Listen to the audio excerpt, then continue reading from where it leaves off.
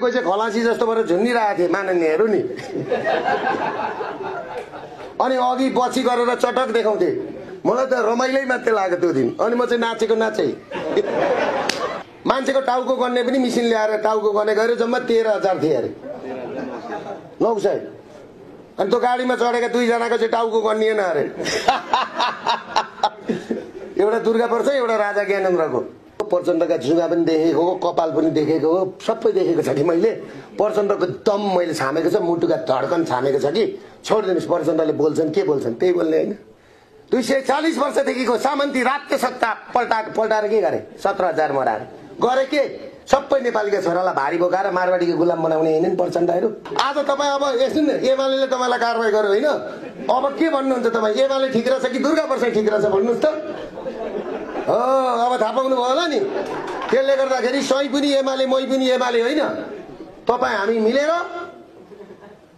मिलेर अब एक हुनुपर्छ र यो व्यवस्था परिवर्तन गर्नुपर्छ।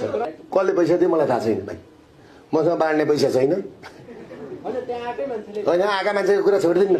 कहाँबाट आयो एकछिन न। होइन मैले गरेँ त एकछिन मैले त्यो कार्यक्रमको लागि स्टेज बनाउनु त्यो बनाउनु त्यो अर्कै कुरा हो। त्यो त मैले गरेको छु, हरेक कुरा गरेको छु। त्यो किन गरेको छु? विदेशबाट लास ल्याएको छु, ती कुरा छन् गरेको छु। तर एउटा कुरो मैले तपाईँलाई भन्नुपर्दाखेरि म फेरि कसमै खाएर भन्छु, फेरि 1 रुपियाँ पैसा कसैलाई दिएर मैले ल्याएको होइन। यो कुरामा क्लियर हुनुहोस् नि। फेरि दिएको थियो भने मेरो पैसा दिएर ल्याएको हो भन्दै नि के बिग्रिन्थ्यो त?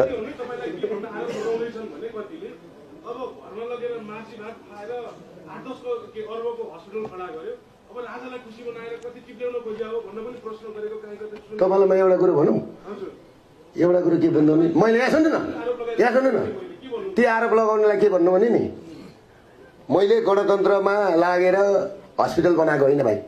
मेरो भिजन, मेरो सम्पत्ति धितो राखेर ब्याङ्कले दिएको। बुझ्नुभयो?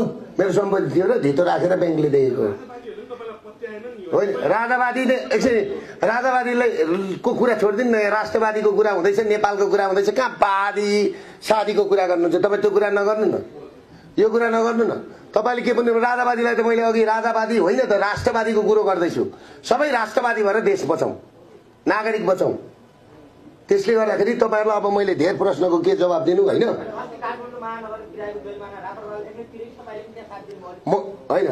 म त्यो मैले तिरिनँ, तपाईँहरूले बुझ्नुहोस् होइन। होइन आयोजक त थियो त, उहाँहरूले निकालेको जुलुस कति निस्किन्थ्यो, हामीले बोल्दाखेरि कति आयो। तपाईँले पशुपतिको एउटा कार्यक्रममा भन्नुभयो म राजालाई हात समाएर लैजान्छु, कसले रोक्छन् भन्नु अस्ति तपाईँलाई एडमिट भएर त्यो आउँछ, त्यो दिन आउँछ। अब राजाले नि पोखराबाट यहाँ आउँदाखेरि एउटा ऊ भयो। सुन्नु अब निर्मल निवासबाट म नारायण हिँडी हिँडे है सबैजना आइदिनुहोस् भनेर भन्यो भने के हुन्छ? के हुन्छ भन्नुहोस् त? त्यसको तयारी हुँदैछ, समय आउँछ नि। राजाले सम्बोधन गर्ने कुरा यो कति सत्य छ? यो कुरामा कुन कुरा? राजा सामाजिक सञ्जालमा राजाले सम्बोधन गर्ने देशवासीको नाममा भनेर त्यो चाहिँ अब राजालाई सोध्नुपर्छ, मलाई थाहा छैन। मेरो कुरा हुन्छ तर त्यस्तो कुरा हुँदैन, मेरो कुरा हुँदैन त्यसरी। अब पक्रेर लगेर के गर्नु? म भाग्दिनँ म भाग्दिनँ अनि नभाग्ने मान्छेलाई पक्रेर के गर्नु? अब यो 25 गतेको तपाईँहरूको प्रदर्शन पश्चात सरकार डराए जस्तो र राजावादीको मुभमेन्टलाई कन्ट्रोल गर्नुपर्छ भन्ने निर्णयका साथ निषेधाज्ञाको घोषणा गरेका छ। तपाईँहरूको मुभमेन्ट के हुन्छ? होइन निषेधाज्ञा त गरिसक्यो त, नेपाली सबै निषेधाज्ञामा छन् त। नेपाली हिरासत पक्रिने कुराहरू छन्, पक्रे जस्तै के छ त? कहीँ जान पाएका छैनन्, ब्ल्याक लिस्टमा परेका छन्। अब अलिक दिनमा देश ब्ल्याक लिस्टमा गइसक्यो, अब पासपोर्ट चल्दैन, नेपाली नोट चल्दैन, एलसी खुल्दैन। तपाईँहरूको अब भोलि पर्सिदेखि क्यामेरा मोबाइल बिग्रियो भने सामान आउन छोड्छन्। यहाँभन्दा दुर्दशा देशको के छ? देशै जेल भइसक्यो। त्यसले गर्दाखेरि तपाईँले प्रश्न गरेको मैले बिर्सेँ।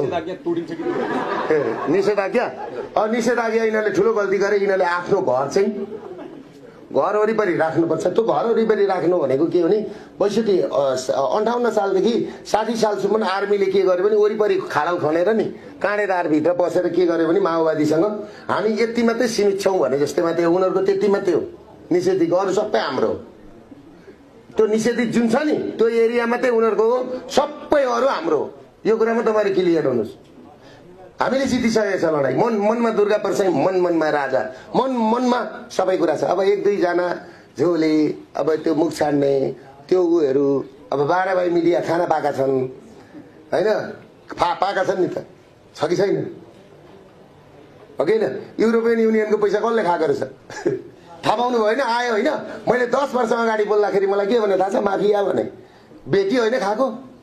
कनक मुनिले त के भनेर लेखेछन् थाहा छ? विद्वान, हिमाल खबर चलाउने। बुद्ध भनेको नेपालमा जन्मेकै होइनन्। माउन्ट एभरेस्ट भनेको तपाईँको चाहिँ नेपालमै पर्दैन, लेख्या रहेछ। पढ्नु भयो तपाईँहरूले होइन कि पढ्नु भएन? हो, त्यस्ता विद्वान बसेको ठाउँ, खगेन्द्र सङ्ग्रौला जस्तो लेखक बसेको ठाउँ, कैलाश सिरैया जस्ता कान्तिपुरका मालिक बसेको ठाउँ। कुरो बुझ्नुभयो के? अब यहाँभन्दा तपाईँहरूलाई भन्ने ठाउँ छ। गोविन्द केसी जस्तो मुस्लो भेट्टाएपछि लगो सुताइहाल। गोविन्द केसीदेखि त मलाई अस्ति हाँस उठ्यो क्या। युएसआइडीको पैसा रोक्दैछ कि अमेरिकाले, यहाँ अनसन बस्ने भनेर हिँडिरहेको। हेरौँ त। अब ट्रम्पलाई यहाँ बसेर धम्की गजब होइन? मलाई माफिया भन्ने पत्रकारहरू नि अहिले आफै छक्क परिरहेछ। किन भनिएछ? के का लागि भनिएछ? यथार्थ त दुर्गा प्रसाईसँग रहेछ। मैले भने त म यथार्थ हो, धरातलमा टेकेर हिँड्छु, म अरू जस्तो होइन। मैले भने त म राजालाई पनि सिधै भन्छु। मलाई राजाले के दिएको छ? राजासँग 4 आना पैसा लिएको छैन, राजा कहाँ गएको चिया खाएको छ, त्यति हो।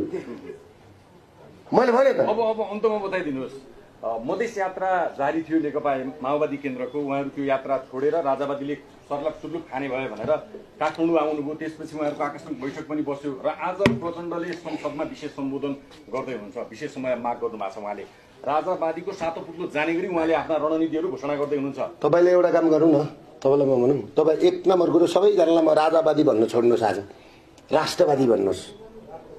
राष्ट्रवादी नम्बर 1। प्रचण्डको कुरो सुनेको हो, प्रचण्डका जुङ्गा पनि देखेको हो, कपाल पनि देखेको हो, सबै देखेको छ कि मैले। प्रचण्डको दम मैले छामेको छ, मुटुका धड्कन छामेको छ कि। छोडिदिनुहोस्, प्रचण्डले बोल्छन् के बोल्छन् त्यही बोल्ने होइन। 240 वर्षदेखिको सामन्ती राज्य सत्ता पल्टाएर के गरे? 17,000 मराएर गरे के? सबै नेपालीका छोरालाई भारी बोकाएर मारवाडीको गुलाम बनाउने होइन प्रचण्डहरू। साँच्चै भन्ने भन्दाखेरि आज मारवाडीको पार्टनर को छ? बिजुलीको पैसा रोक्ने को? पशुपति आराध्य पशुपतिको जग्गा बेच्ने को? बालनलाई उत्तानो बनायो कि बनाएन मारवाडीले? बनायो कि बनाएन?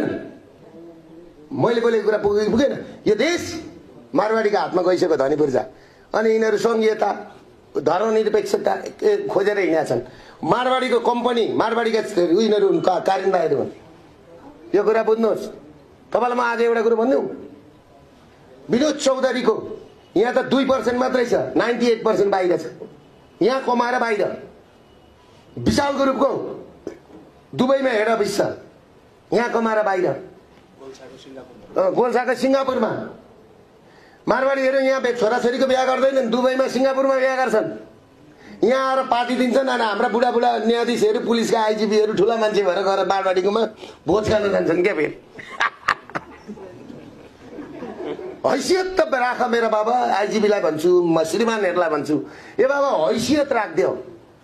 नेपाली सेनाले यसपालि एउटा स्ट्यान्ड लियो, त्यो कुरालाई मैले मान्नुपर्छ। नेपाली सेना भनेको यो सरकारको सेना होइन, राष्ट्रको सेना हो, नागरिकको सेना भन्यो नि, त्यही म सलाम गर्छु उहाँहरूलाई। त्यति इज्जत नेपाली सेनाले राखेको। त्यो सेनाले चाहिँ पृथ्वीनारायण शाहको लिगेसी बोकेको रहेछ है। प्रधान सेनापतिलाई धेरै धेरै धन्यवाद दिनुपर्छ, किनभने उहाँको अहिले यो कुराले गर्दा धेरै ठुलो माइलेज बढेको छ। त्यसले गर्दाखेरि तपाईँ के बुझ्नुहुन्छ नि? अब यो मलाई प्रश्न नसोध्नु न, अहिले प्रश्नमा केही छैन, तुकै छैन। उहाँहरूलाई सदनमा बोल्न दिनु न। अनि उहाँहरूले कार्यक्रम गर्ने भनेको छ। अब चाहिँ उहाँहरूले कति किनेर ल्याउनु हुनुहुन्छ, भरे जाने बेलामा बाटोमा भाडा छैन, त्यो छैन भनेर अनि तपाईँहरूले नि खिच्नु न। हामीले खिच्नुभयो, तपाईँहरूले भाडा त्यो भनेर खिच्नुभयो, भयो भएन नि? त्यसले तपाईँहरू त खोज्नुहुन्छ नि त्यस्तो त। यसपालि खोज्नु त के भने थाहा छ? यहाँ मान्छेको टाउको गर्ने पनि मिसिन ल्याएर टाउको गर्ने गएर जम्मा 13,000 थिए अरे, 900। अनि त्यो गाडीमा चढेका 2 जनाको चाहिँ टाउको गनिएन अरे। एउटा दुर्गा पर्छ, एउटा राजा ज्ञानेन्द्रको।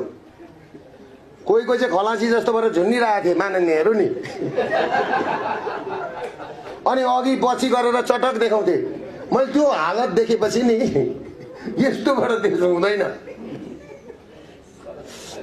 हुँदैन भनेर मलाई त रमाइलै मात्रै लाग्यो त्यो दिन अनि म चाहिँ नाचेको नाचै होइन मैले त 3 वर्षमा गरेको काम सफल भयो नि त भाइ जस्तै तपाईँको समग्र अभिव्यक्ति सुन्दा चाहिँ एक ठाउँमा आएको तपाईँको आन्दोलन चाहिँ फेरि होइन राष्ट्रवादी शक्ति एक ठाउँमा आउनुपर्छ म के भन्छु भने उहाँहरूलाई सदन छोडेर हाम्रो अभियानमा आएर जोडिनुपर्छ व्यवस्था परिवर्तन गरौँ प्रधानमन्त्री कसलाई हुन मन छ हुन् म अहिले लेखेर दिन्छु मलाई हुनु छैन